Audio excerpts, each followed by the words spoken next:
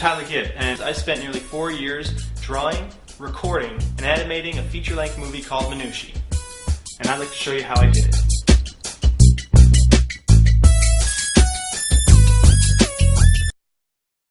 I think I hear someone coming.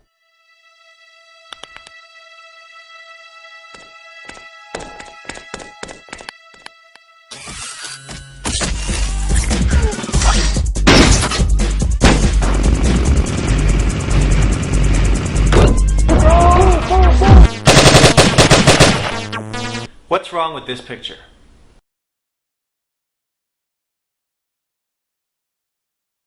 Ah!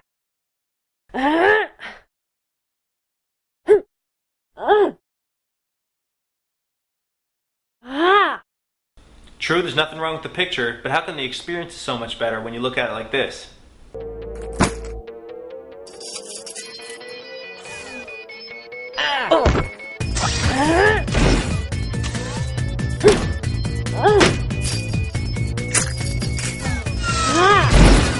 Sound plays such a huge role in how we see movies that I really wanted to make sure that I spent enough time in Minushi's sound design as I did with the rest of the production. So I made lots of Foley recordings.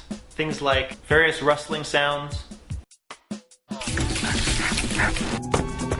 or footsteps. I also made a lot of vehicle recordings.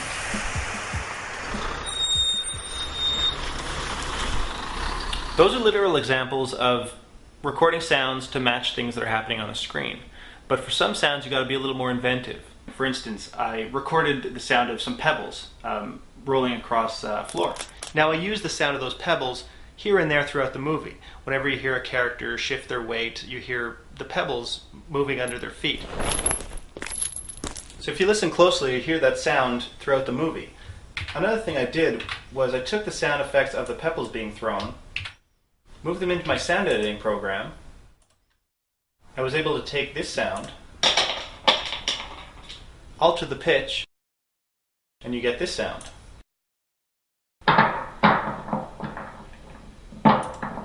So a handful of pebbles becomes the sound of a cliff crumbling apart.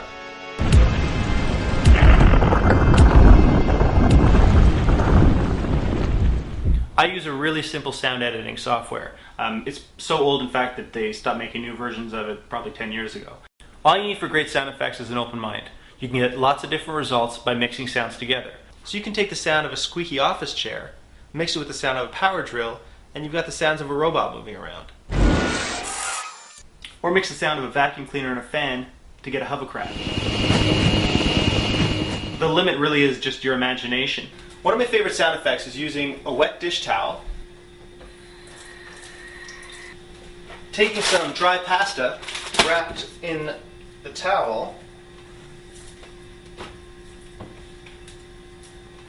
You get some bone-breaking sounds.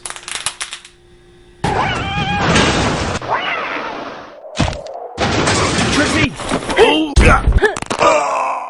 Like production design, a lot of this stuff goes unnoticed by the audience. But if it wasn't there, well then you'd have this. Holy cow, Trixie! What are you doing? I'm driving.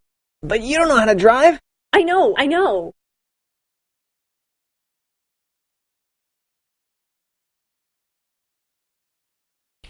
Sure, it looks good, but where's the danger and where's the excitement? I make sounds for the movie the same way I do the animation, by building it up in layers. So when I'm watching a scene like this, I try to envision the atmospheric sounds. The sound of the wind going by, the sound of the engines of the truck and the other vehicles.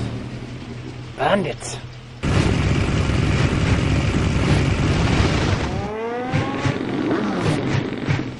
Next I'd add the more prominent sound effects, sounds of gunfire. Trixie putting her foot down on the pedal. The sound of the vehicles colliding together. Whoa! Add some score music, which we're going to talk about in the next installment, and you get this. Holy cow, Trixie! What are you doing? I'm driving.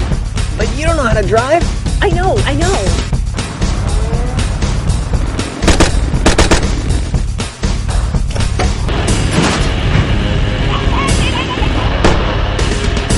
Woo!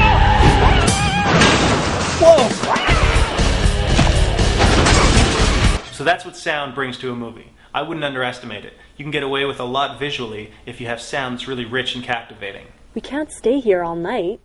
I thought you just said no one was coming. Well, no one is coming right now, but sooner or later someone will be. Intruders have infiltrated the One base. pursuit down, All quarter personnel five. are Ah, Prism, come on, come on.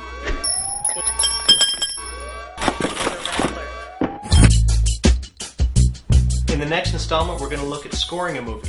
One more way that sound goes a long way towards how the audience sees your movie.